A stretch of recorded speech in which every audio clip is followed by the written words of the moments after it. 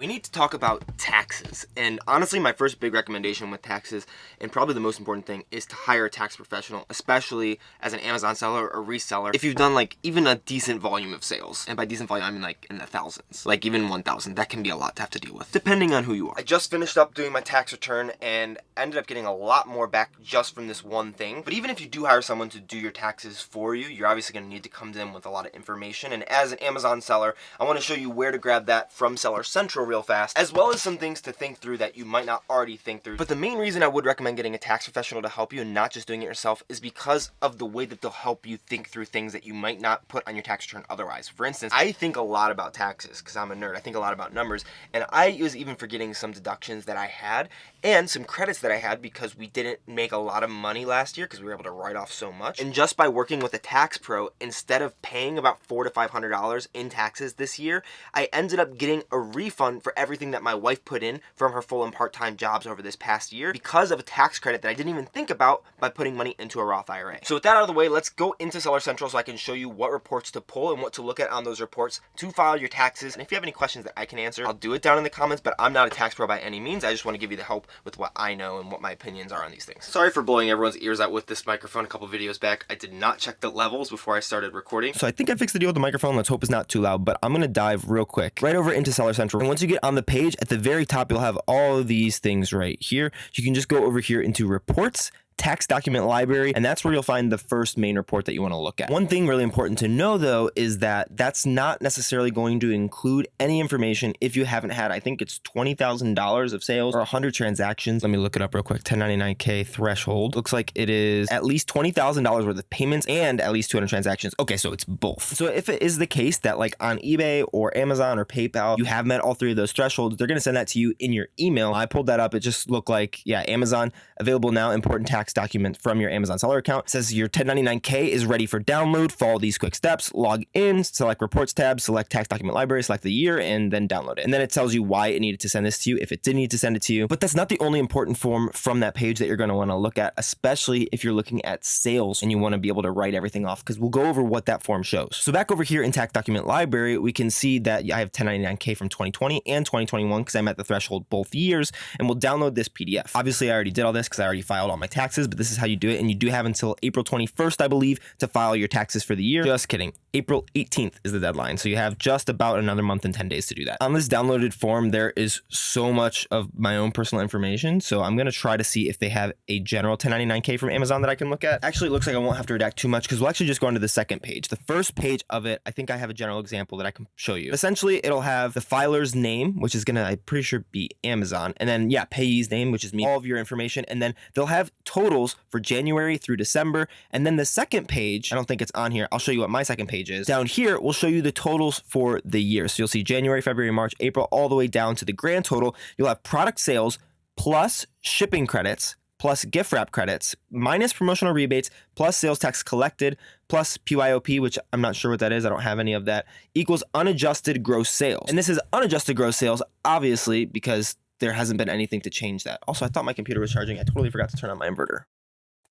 There's the ding. The ding took longer than I expected. And one thing to know that's important that we'll get to in a second is that this amount is the total that buyers paid for orders, even if orders were later refunded, which is something that you're going to have to write off later so that you're not paying taxes on orders that got refunded. And so unadjusted gross sales is the number that they report to the IRS. So that's one of the most important numbers for you to understand, because this is the number that you're going to have to work off with your tax professional or yourself if you want to do this by yourself. But like I said, don't recommend that. But this is the number that they report to the IRS. So this is the number that you're going to put down for your income from Amazon. Then you have to take all the deductions and write-offs after that. And let me show you what to look up to get that number. So the next thing that we're going to want to look up is also in your reports tab, but it's a little bit different. And Amazon even will tell you that if they didn't give you a 1099K, down here, you say, how do I find the summary level details of my unadjusted gross sales for a specific year? In your business portal, go to date range reports, and you can generate a report that shows you all of the fees that you paid. And you just have to select that by summary, month, or custom. And I just did custom, and I'll show you how to do that real fast. And this is important to do because before I was thinking I would just go onto Inventory Lab and do everything based off of their numbers.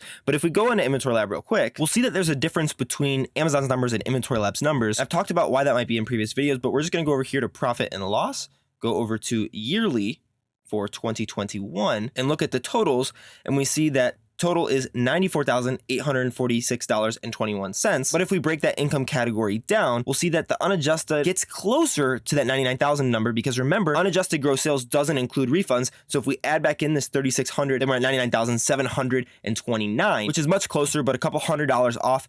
Not that big of a deal. If you still want to take your expenses off of Inventory Labs, you would be able to do that. But just as a general rule, every time you're filing your taxes, whatever numbers you're pulling from, always save that in a folder with your tax return. If you do get audited, you can just pull that out and show what you used to file your tax return, because that'll save your butt in case you don't remember whether you pulled one numbers or the other, and you get audited, you pull the other one, and it ends up being a little bit of a mess for you. Shouldn't be something to worry about too much, but I would still be aware of it. So what I did this year is, instead of pulling it from here, I went back over into Seller Central, and up here in reports, you can go to business reports. Forgot which report it was. I should probably go check that email real quick. Oh, payments. Oh, or payment reports. Duh, Anthony. Right here, reports, payments. And then over here in date range reports, you can see I already did a report, custom unified summary report from January 1st, 2021 to December 31st, 2021, because that's the tax year that we're looking at.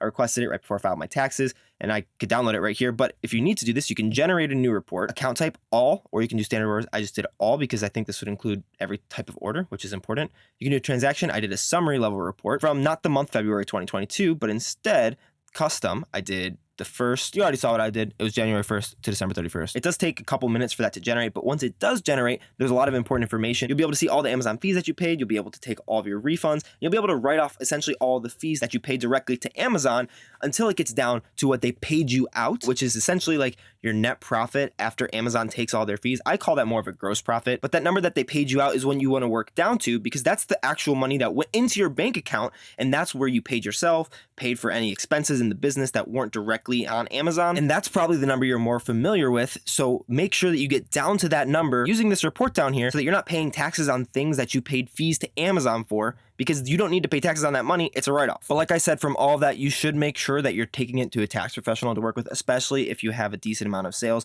It's not something I would worry about myself, and not something I do, especially because I was able to think through some extra write-offs that I do want to talk to you guys about, so that in case you are doing it yourself against my recommendation, because I'm not your boss, you can do whatever the heck you want. But let me share some specific write-offs and even credits that I was able to do this past year that helped me to go from thinking I was going to be paying $400 to $700 from what I've saved in my tax account to actually getting a refund of $700 plus. So about a $1,100 swing just for going to a tax pro with this. The first category of things that I want to talk about are tax write-offs. These are different than tax credits, which we'll also talk about one specific one that I kind of mentioned earlier, in that a write-off lowers the amount of money or income or profit, however you want to think about it, that you'll have to pay taxes on. So you're not going to be getting back 100% of the money that you write off. You'll instead be getting however much money you write off times your tax rate. So if you pay 20% in taxes and you have a $1,000 write-off, you're essentially saving $200, not the full $1,000, whereas with a tax credit, which we'll get to in a second, you can get up to 100% of that money back depending on how generous the credit is. But some general write-offs that you might want to think about in your business are, and please always remember this, first, mileage. In 2021, I'm pretty sure you get back 56.5 cents for every mile that you drive for business purposes. So make sure that you're logging your mileage. If you didn't log your mileage during the year, it would be beneficial to try to go back through, think about when you went sourcing, when you did things for your business, how far that drive was, and write off that mileage. For instance, this past year, I think I wrote off about $5,000 to $6,000 just in mileage. A lot of that was because we were in the van. We had a lot of traveling that we did for the business, but mileage is something that you can write off. That's ugly. Just don't forget that one. The second is a home office deduction. Personally, we were able to take this for only like 10 months out of the year because we moved into a van, and that's a little bit different, but you are able to write off a specific square footage in your home office, and that can give you money back. So talk to your tax professional about this, or look up the very specific details, because if you're working out of your home, you could take a deduction for using that space for your home office. The third big write-off is if you're using your Wi-Fi or your phone data, or even buying a phone specifically because you need that type of phone to do your business purposes, you can write that off. Talk to your tax professional about where there might be limitations, but these are big write-offs that you're probably just paying out of pocket, not even really thinking about. But if you use a portion or all of it for business purposes, you can write that off of your profit and lower your taxable amount. The fourth is charitable giving. There's actually two different things. There's a deduction as well as a credit for this. And here we're talking about the deduction, which is more specifically around your business. I'm pretty sure you can write off up to 30% of your business profit for the purposes of charitable giving. So if you do charitable giving, you can write that off and lower your taxable amount. And I think that starting in 2020, I made a video about this way long ago when we had all those stimulus benefits, but I'm pretty sure you can get a credit for up to $300 of charitable giving that you do in any given year, meaning that that $300 that you write off, you'll be getting back $300 in your return instead of of having it just be a deduction, it'll be a credit. But don't call me on that. Definitely talk to a tax pro if you have questions. The fifth deduction that I want to talk to you guys about is a meals deduction. If you're out doing business, there are two different deductions that you can take. One is a 50% deduction. I'm pretty sure this only applies when you're kind of in your own home area. So if I was outsourcing in Orlando when I lived there, I could deduct about 50% of my meal. I was pretty sure. Talked to a tax professional. I went through all of this with them and was able to confirm it, at least for myself, but you can write off about 50% for your meals. But if you're traveling and you're out of where you normally work and you did that for the purposes of travel, you can write off 100% of that because it's no longer a meal expense, it's a travel expense at that point, meaning that you're able to take 100% of it as a deduction. There are a bunch of tax credits that we could go over here, which, like I said, are that one-for-one deductions on getting money back from the government on taxes that you might have already paid, or lowering how much you will have to pay. And this is something like a child tax credit, which you could take. There are a bunch of other ones, but the one specific one that I want to talk to you about, and I can make a full video on this if you're interested, is a credit for retirement investing. Now, this credit won't apply for everybody. Sorry, I just zoomed that the wrong way. But because we were able to write off so much this year and we didn't end up making a ton of money, our income qualified us for this retirement investing credit. I don't know the exact name of it. I'll pop it up on the screen here for you. But if you did make a ton of money this past year, I think it's like $30,000 if you're single, $60,000 if you're married, you can invest what you would be paying the government in your retirement account, and they'll give you a credit for that. And that's the main thing that talking with this tax professional really helped me with. Instead of owing a couple $100s to the government, I was able to put $1,300 in a Roth IRA, max out what this credit would give me, and get back 100% of what my wife paid into income taxes from her employer with withdrawals? No. What's the word?